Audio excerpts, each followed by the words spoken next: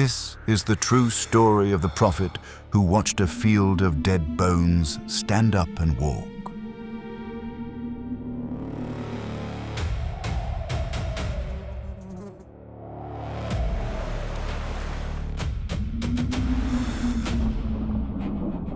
A priest in exile by a foreign canal, 800 miles from the only temple he had ever known. The sky opens above his head. A throne, 4 faces, wheels covered in eyes, and then a voice. For more than a year, he lies on the ground in front of his own house, his body a prophecy his neighbors cannot read. He shaves his head with a sword. He bakes bread over cow dung.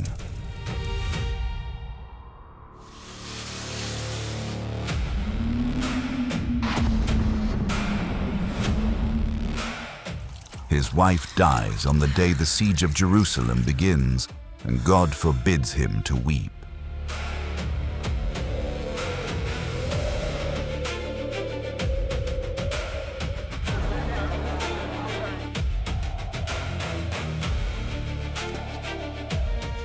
He watches the glory of the Lord walk out of his own temple. He watches a river flow from under a new temple, healing the deadest water on earth.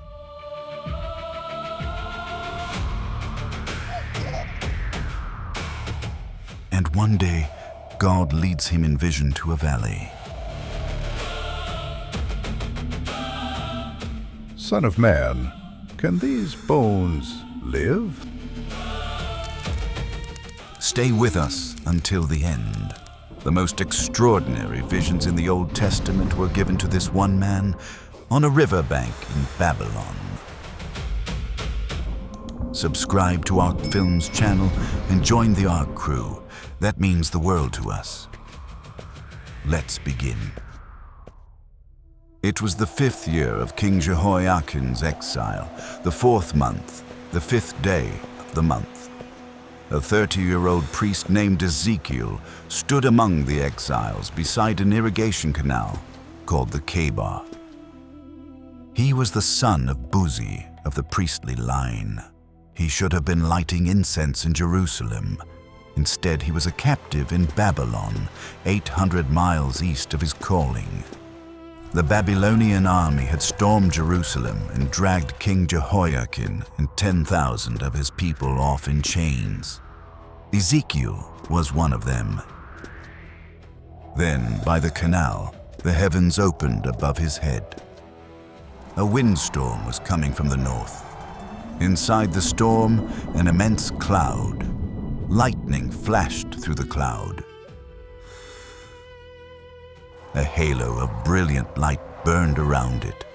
At its center, something glowing white-hot, like metal in a furnace. Inside the glow, 4 creatures appeared.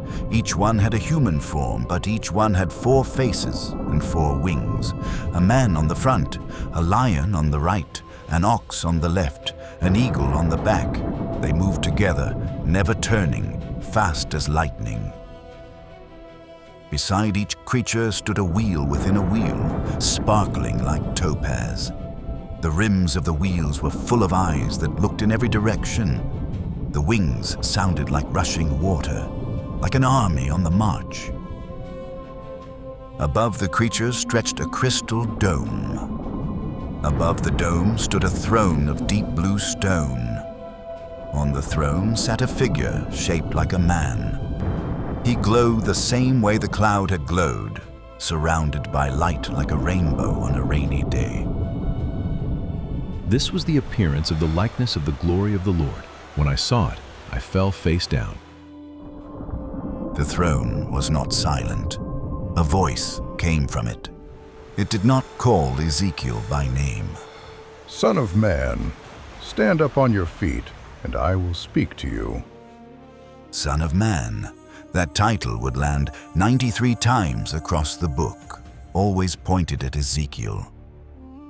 As God spoke, his spirit came into Ezekiel and lifted him to his feet. Then the voice gave him the assignment. I am sending you to the Israelites, to a rebellious nation. The people I am sending you to are obstinate and stubborn. Do not be afraid, though briars and thorns are all around you, and you live among scorpions. Then a hand reached out from the throne. In the hand was a scroll, unrolled, written on both sides. The words on the scroll were lament, mourning, and woe. Son of man, eat what is before you. Eat this scroll. Then go and speak to the people of Israel. Ezekiel opened his mouth. He ate the scroll. It was sweet as honey. Then God named the job. Son of man, I have made you a watchman for the people of Israel. So hear the word I speak and give them warning from me. When I say to a wicked person, "You will surely die," and you do not warn them, I will hold you accountable for their blood. A man on a city wall has one job.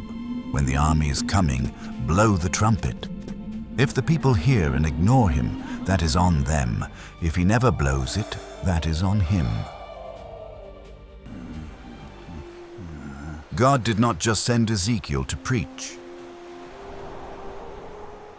He sent him to act. The prophet's own body would become the message. Every command came in one prophetic session, command after command, while Ezekiel listened. Son of man, take a block of clay, put it in front of you, and draw the city of Jerusalem on it. Then lay siege to it.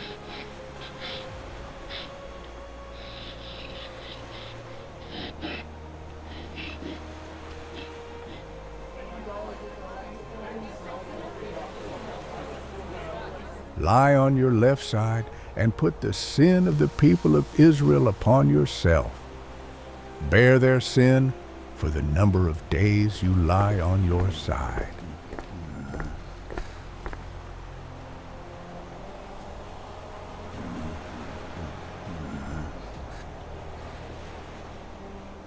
"390 days for Israel's sin, 40 more on his right side for Judah's, 1 day for each year." Eat the food as you would a loaf of barley bread. Bake it in the sight of the people, using human excrement for fuel.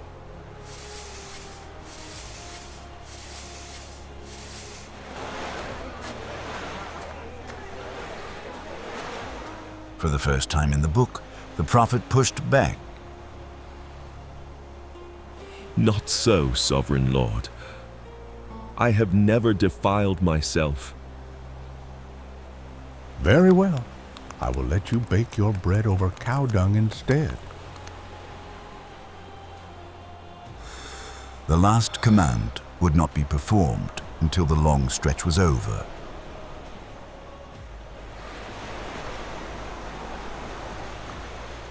Son of man, take a sharp sword and use it as a barber's razor to shave your head and your beard. Then take a set of scales and divide up the hair.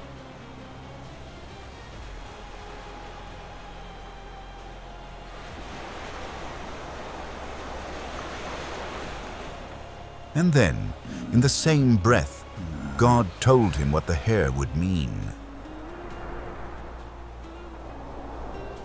A third of your people will die of plague or famine inside the city.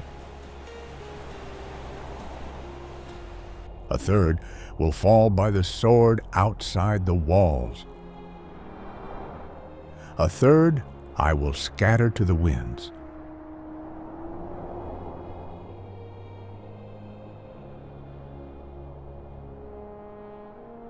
Then Ezekiel began.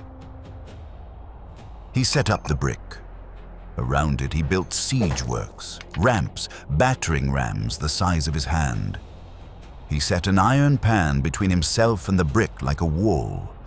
Then he lay down on his left side beside it. For a priest, this was humiliating. Bread baked in public over cow dung. wheat with barley, beans with lentils, 6 grains in one loaf, the food of a city under siege. Soon Jerusalem would eat the same.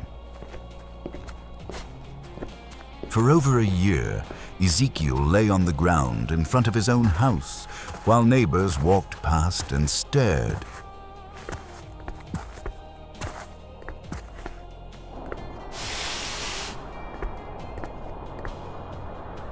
When the 430 days finally ended, he stood up. He obeyed the last command. He divided the hair into 3. 1/3 he burned inside the brick city. 1/3 he struck with a sword around it. 1/3 he threw to the wind.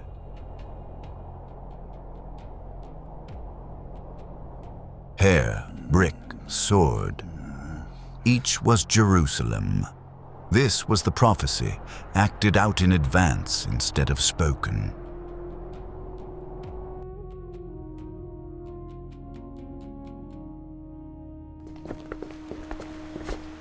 One afternoon, the elders of Judah came to sit in Ezekiel's house.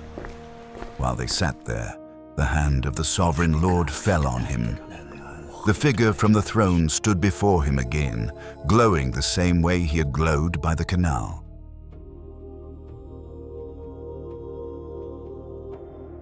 A hand reached out and took Ezekiel by the hair. The Spirit lifted him between earth and heaven and carried him in vision. His body stayed in the house in Babylon. His eyes saw what no one else there could see. He found himself at the north gate of the temple in Jerusalem, God's temple, the one Ezekiel had been born to serve. There at the entrance stood an idol. Son of man, do you see what they are doing? The utterly detestable things the Israelites are doing here, things that will drive me far from my sanctuary.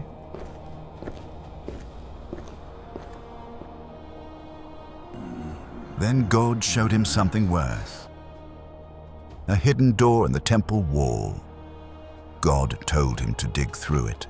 Inside, a sealed room. 70 elders of Israel stood there in the dark, censers of incense in their hands, crawling creatures and unclean animals painted on every wall. The leaders of God's people, worshipping in secret. In the dark, they whispered.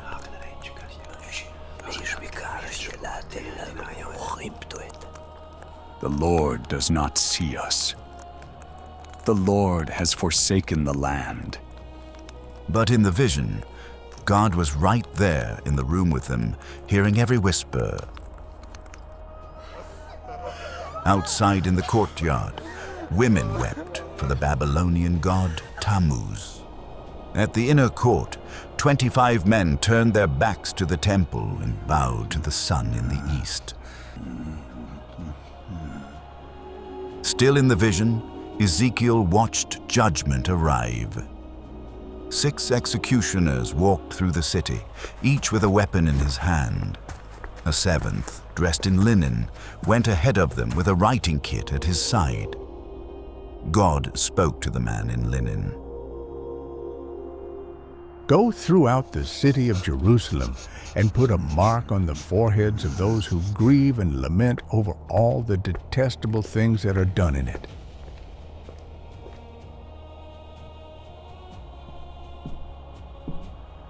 The man in linen obeyed. He marked the few who grieved. The executioners followed and killed everyone unmarked. Then the glory of the Lord began to move. The glory was the visible presence of God on earth, the brightness that had lived above the Ark of the Covenant in the temple's deepest room for as long as Israel had a temple. The same brightness Ezekiel had seen above the throne by the canal. Now it began to leave.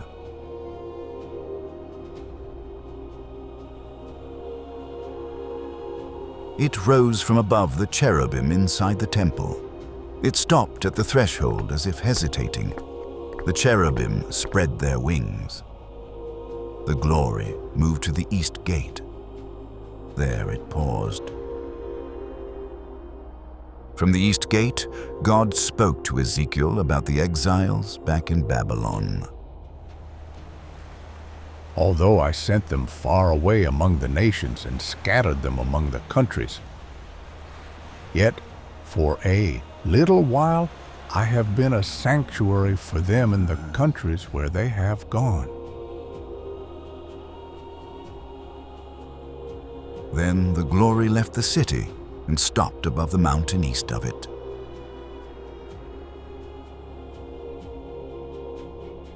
God had walked out of his own house. The vision ended. The Spirit returned Ezekiel to his house. The elders of Judah were still sitting in front of him. He told them everything he had seen.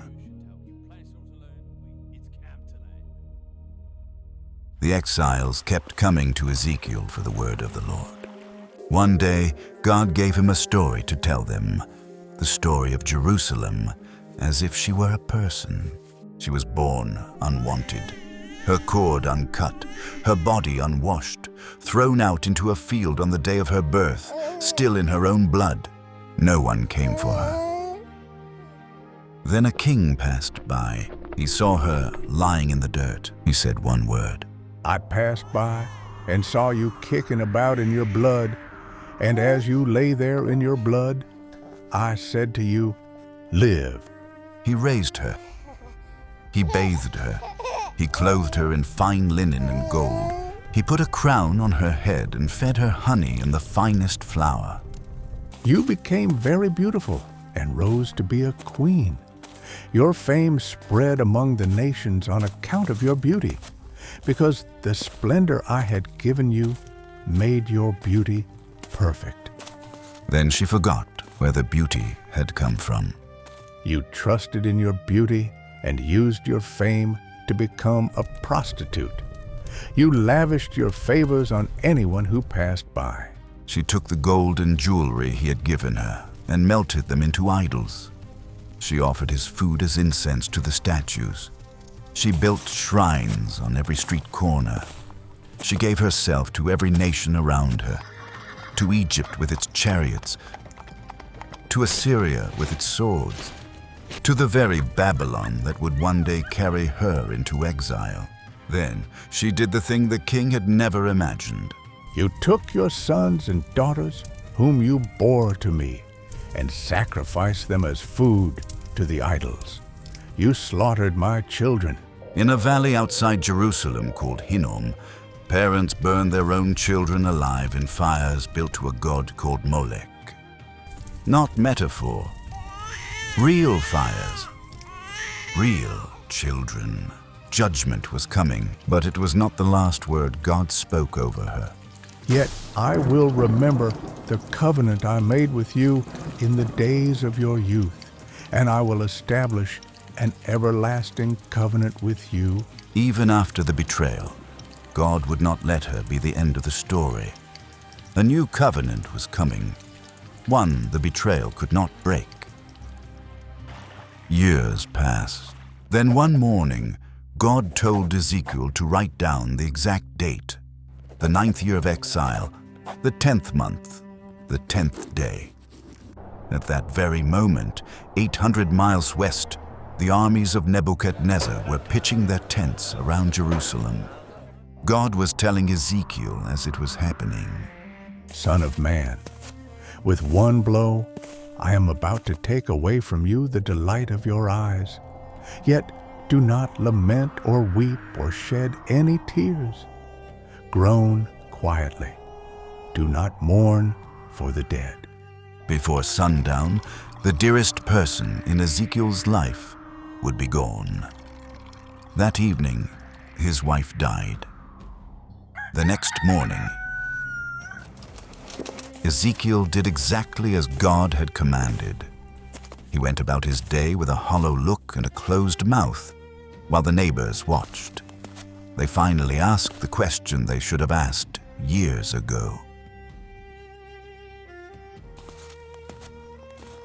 Won't you tell us what these things have to do with us? He answered, I am about to desecrate my sanctuary, the stronghold in which you take pride, the delight of your eyes. You will not mourn or weep, but will waste away because of your sins. The temple was the delight of God's eyes, the way Ezekiel's wife had been the delight of his.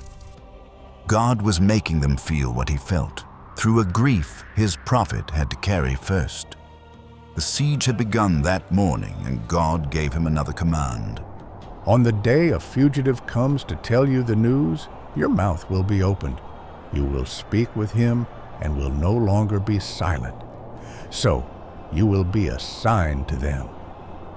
From that day forward, Ezekiel kept silent about Jerusalem's fate. The siege would last 1.5 years before the city finally fell. Almost 3 years passed. Rumors arrived with caravan traders, but no hard news. Then, before the news could come, God spoke to Ezekiel. Son of man, I have made you a watchman for the people of Israel. So hear the word I speak and give them warning from me.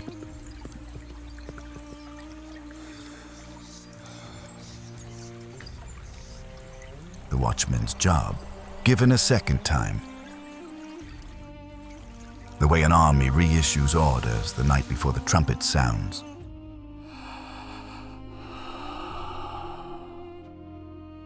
As surely as I live, I take no pleasure in the death of the wicked, but rather that they turn from their ways and live. Turn from your evil ways. Why will you die, people of Israel?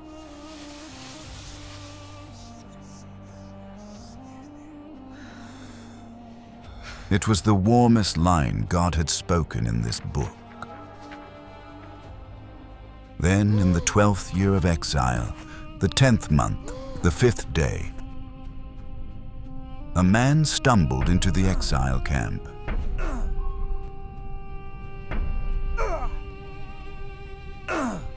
He had escaped from Jerusalem. He said 4 words. The city has fallen.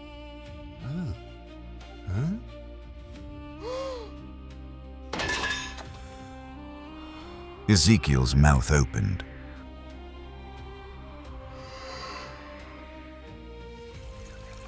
He had been silent about Jerusalem since the day his wife died. The silence broke that day. But what God said next was the bitterest line in the book. My people come to you, as they usually do, and sit before you to hear your words, but they do not put them into practice. To them you are nothing more than one who sings love songs with a beautiful voice and plays an instrument well.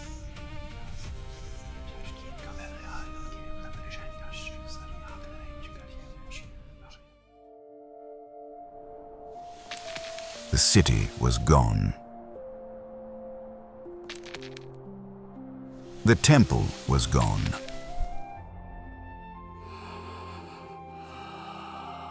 And God spoke against the shepherds of Israel.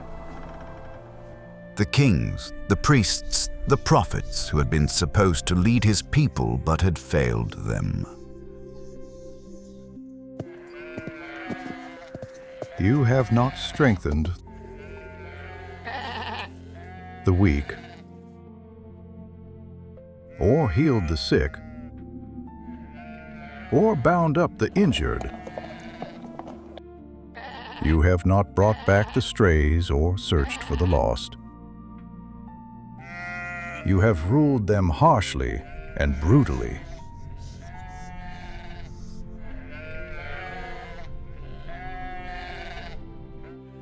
They had eaten the sheep instead of feeding them.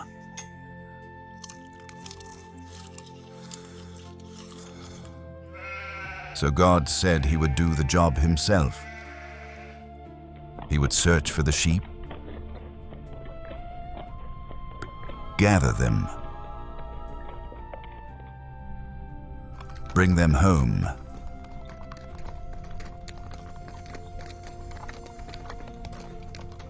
and then he said something that made the exiles by the Kebar lean forward.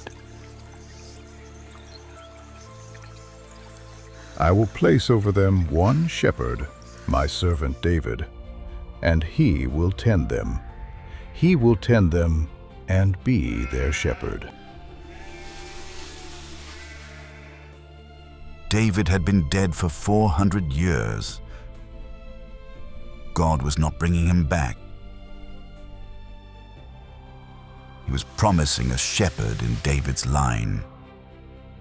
A king the rest of the Bible would keep waiting for. 600 years later, the shepherd arrived. He stood up and named himself. I am the good shepherd. The good shepherd lays down his life for the sheep.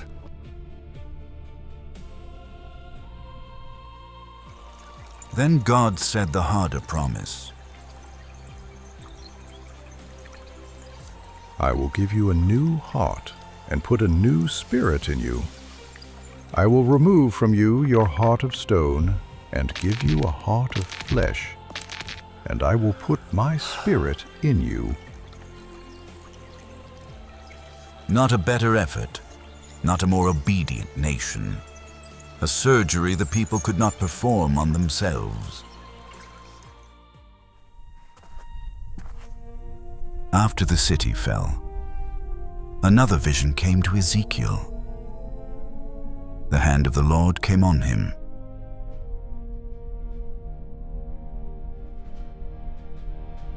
The Spirit lifted him up and set him down in the middle of a valley. The valley was full of bones. The bones covered the ground. They were very dry. Then God asked him a question. Son of man, can these bones live?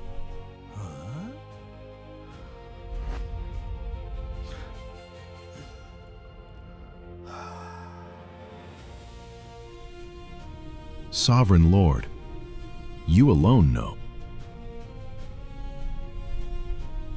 By that point, Ezekiel refused to underestimate God. Prophesy to these bones and say to them, Dry bones, hear the word of the Lord. I will make breath enter you, and you will come to life. Ezekiel opened his mouth and spoke God's word over a graveyard. A rattling rose from the valley. Bones moved across the dirt, bone to bone. Tendons stretched, muscle climbed over them.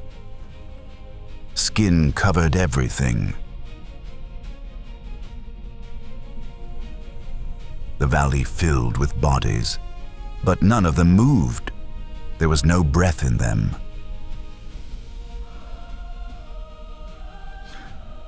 Prophesy to the breath. Say to it, Come, breath, from the four winds, and breathe into these slain, that they may live.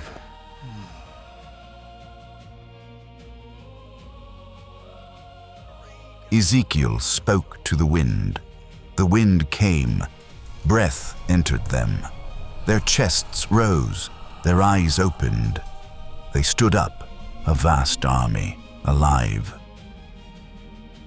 Then God explained what Ezekiel had seen. Son of man, these bones are the people of Israel. They say, Our hope is gone. We are cut off.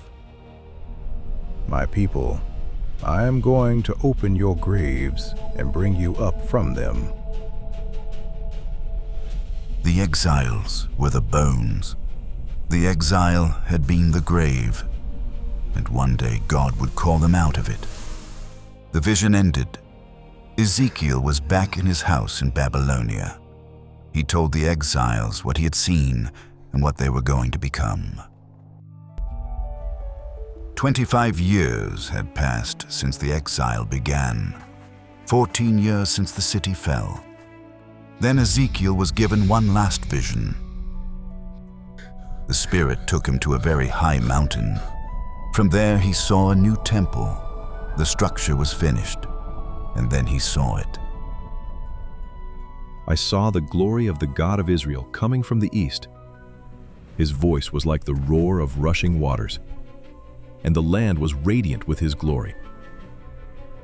The glory came back from the same direction it had left. It passed through the east gate and filled the new temple.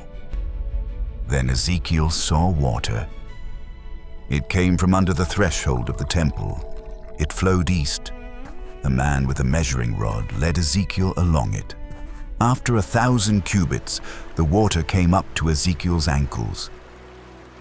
Another 1,000, his knees. Another 1,000, his waist. After the next 1,000, the river was too deep to cross. It was deep enough to swim in. It flowed down into the Dead Sea, the saltiest, deadest water on earth. And when the river entered, the Dead Sea became fresh. Fish swarmed. Fishermen stood on its banks. On either side of the river grew trees. Fruit trees of all kinds will grow on both banks of the river.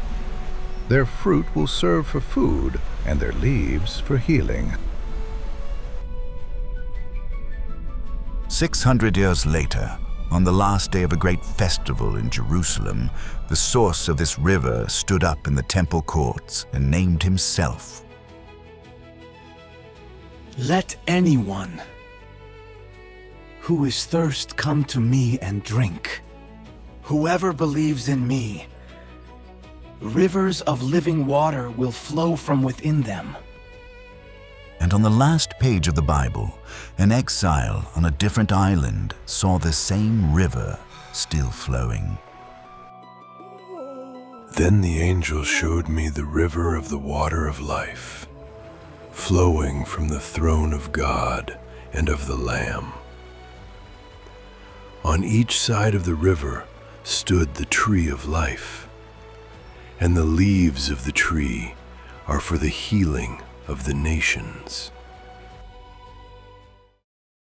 Ezekiel was given visions no other prophet saw.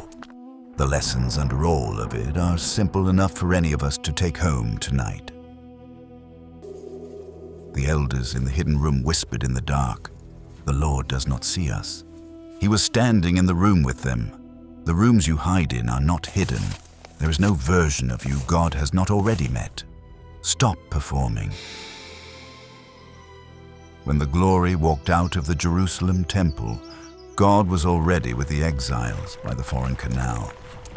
He had been in Babylon with his people the whole time. He was never stuck in a building. If your life right now does not feel like home, he is not somewhere else. He is exactly where you have been driven. The exiles came to hear Ezekiel speak. They sat down, they listened, they left without changing. The hardest thing in the spiritual life is not hearing the truth. It is what you do with it after you have heard. Choose the harder thing. In the vision, the exile's voice came through. Our hope is gone. We are cut off. They were wrong. The place you feel cut off from is a place God still has access to. There is no part of your story too dead for his voice. Stop agreeing with the lie. And the same glory that walked out of the temple walked back in. The path of return uses the same road as the path of departure. Whatever you have walked out of, God knows the way back. Tell us in the comments, which Bible story should we cover next? Subscribe to Ark Films channel and join the Ark crew. That means the world to us. And if Ezekiel's vision of the bones moved you, watch the resurrection it foretold. The story of Jesus' final days.